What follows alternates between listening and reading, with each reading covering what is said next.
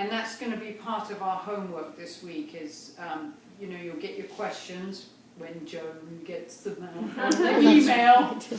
And it will be, this will be a kind of a come to, okay, what are my beliefs about exercise? What are my beliefs about food? What are my beliefs about my health and my career and my family and my age and all those things that we have certain beliefs about.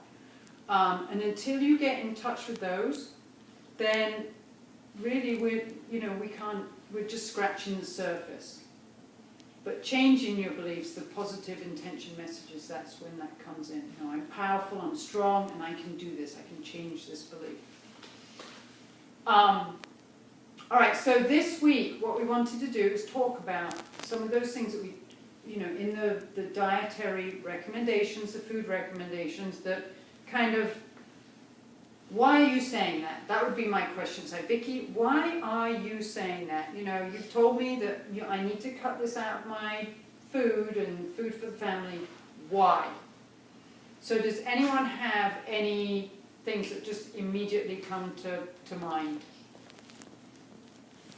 For wheat, specifically? Or for anything, any kind of food. I mean, we talked the other day about wheat, we talked about soy, corn, we talked about dairy. You know, we all have... The dairy thing was really interesting, what you talked about yesterday. Dairy. Okay, so growing up, what was our belief about dairy? Let's just do it that way. Let's see how we can change it. Calcium helps you grow strong bones. Right. Calcium helps you grow strong, and it's a good source of calcium and protein, energy, and vitamin A, because they add that into the milk, and vitamin D.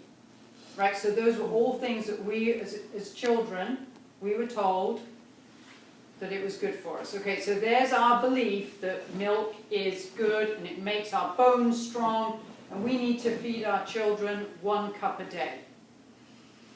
All right, now the research is coming out that milk, actually the breakdown of milk is the actual fat, protein, carbohydrate makeup ratio of milk is actually very bad for us. The sugar is very high, and the protein and fat ratio is not the right one for our bodies to digest. That's why so many people have a hard time digesting, and they actually get sugar highs from milk. Okay, so it's, you know, there was something that we thought we would get. Yes, we were getting energy, but it was almost like pure sugar. So we were getting these highs. The other thing that we've now found is that, you know, the dairy industry has been, you know, the cows that are giving us the milk have been pumped full of steroids and hormones. And just as we, as females, pass stuff on into our breast milk, you were all told when you were breastfeeding, if you're taking an antibiotic, if you're taking any pain medication, don't breastfeed your child because you're going to pass it on in your breast milk.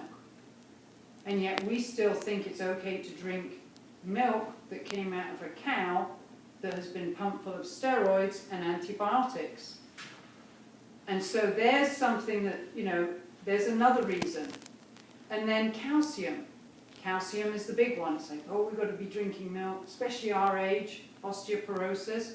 Well, the calcium that is in milk does not translate to being usable by our bodies. That's just the easiest way of saying it. You can ingest the calcium in milk. Your body doesn't lay it down as calcium in the body. It actually leaches calcium out of your bones. So it's not as good as we once thought it was. America has the highest incidence of osteoporosis in the world. We also have the highest consumption of dairy products. So it's like, okay, this is, you know, I know it's amazing, it's like, you know, and I'm not making this up, it's like, I'm not getting them, but it's, you know, these are all things